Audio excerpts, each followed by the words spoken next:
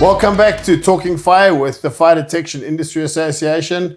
Personally, I've enjoyed getting other parties and outside parties involved. I think this series of Talking Fire is going to be good. We're now joined by John from Red G. So, history of Red G. Red G has been a supplier member on the gas suppression side of the Fire Detection Industry Association for many years. Laura Swart, the owner, did appear in Series 1, and now we're joined by John to touch on a few more technical issues. Thank you, Hilda. So, John, maybe you just want to touch a little bit on Red G, what your involvement is with the FDIA, what gas, just a brief introduction of yourself. Yeah, so I've been with Red G for almost 15 years. So I'm a suppression designer, not detection, just suppression. The company also supplies suppression.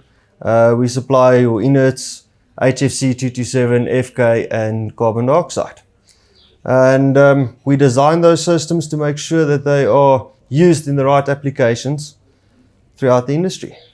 Okay, well, it's always good to know that the suppliers take care in ensuring that the application is right. In our previous series of Talking Fire, we did touch on room integrity test. But at that point, we didn't have a specialist. So maybe you just want to touch on room integrity testing and the importance of room integrity testing, and just a quick brief explanation as to why we do it and how it gets done, and the importance of it. I think is very relevant. So the room integrities can be done prior to installation. It is a good factor to consider prior to installation, so that you can have a look at what's your leakage rate. Every system or every agent will react differently during a discharge. So if you do your room integrity prior to, you could get a better feel for your leakage rate in the area. It will assist in determining what will be the best agent, so it stays in there for the longest. If the agent leaks out at a higher rate and you go below 10 minutes with the hold time, it means that the system will still take out the fire, but it cannot prevent reignition. And in the standards, it asks that the agent remains in the area to prevent reignition. So on your inerts, inerts and your halocarbons, that's a 10-minute. CO2, it is 20 minutes for a total flood system, deep-seated. And then for a total flood surface fire, it's also 10 minutes. So when you do CO2, there are two different parameters that you need to meet. Bear in mind that you've got a local application within CO2. That's not dependent on a hold time. So okay. Yeah. Okay, I understand that 100%. So touching on the different types of gases, you sort of mentioned we've got clean agents, we've got inerts, we've got hydrocarbons. Maybe you just want to run us through briefly what, so we can understand just briefly what the different types of gases. Okay. To be honest, I've come from the detection side. I have a very, very brief understanding of suppression. So if you say clean agent, I'd probably say like an FM200. But maybe you just want to clarify exactly which type of gas falls under which category. Okay. So you've got people such as myself. Your inert gases, IG541, IG55, that type. That works on displacing the oxygen within the area to below what a fire needs, the concentration, but above what a human needs. So to make it a safe environment for humans. Then you've got your FKs, HFCs. So it's FK5112, HFC 227, formerly known as FM200 and Novec. Side note there, that pattern has run out. So you can't refer to it as FM200 or Novec. It's referred to as HFC 227, FK5112, and that works on a cooling factor. So it breaks the fire triangle by taking the heat away. So it cools down the fire, if you talk about it. And then carbon dioxide, that removes the oxygen from the environment. Okay. Chatting about carbon dioxide, obviously being I think there have been instances where potentially incorrect applications that have caused fatalities. So in terms of preventing that, what type of application would you, as a gas suppression supplier, what type of application would you use like a CO2 type system for?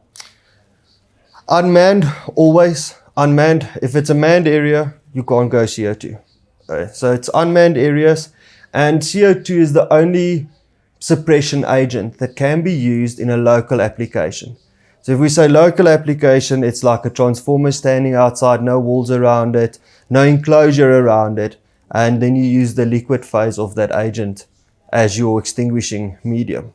But always unmanned. If it's a manned area, step away from CO2. It's not the option. John, just to touch on good practice in terms of installation with regards to a gas suppression system. Maybe you just want to touch on good practice, what piping to use, what fitting to use, and what, as a supplier, you would recommend to your contractor that they can walk away with a system that you as a supplier would be happy with them doing. Yes. Okay. So normally what you will do is you will receive a hydraulic flow calculation from your supplier if you've got piping. On that, it will stipulate what shed piping should be used, shed 40, 80 or 160. Again, depending on the system, different systems, different sizes. But if we talk about a 25 bar system, low pressure system, your average there shed 40, depending on your flow within that section of piping. But the piping that's used within the industry is ASTMA 106 grade B piping and 3,000 pound fittings. Does not matter what pressure your system's at, it's said that that's your good practice to use piping. Okay, well that's good to know. As per usual, please reach out www.fdia.co.za for any further questions. Just to touch on design standards and standards.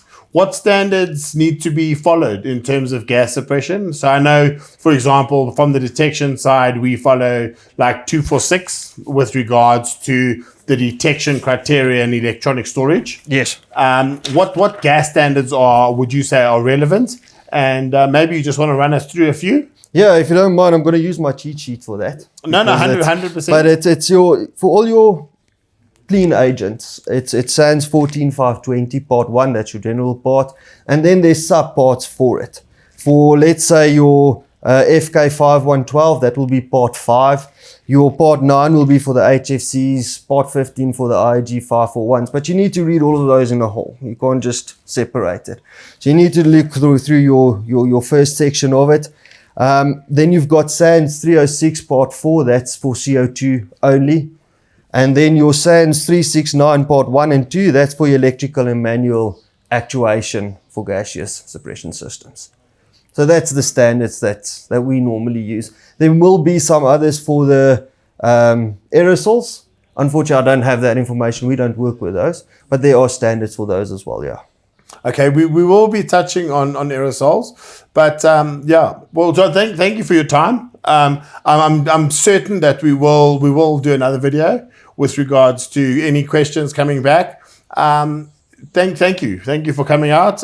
Thank you for your loyal support to the FDIA as well. And then once again, everybody watching, www.fdia.co.za, please forward any questions with regards to gas suppression systems, and we will happily get back to you with answers as soon as we can.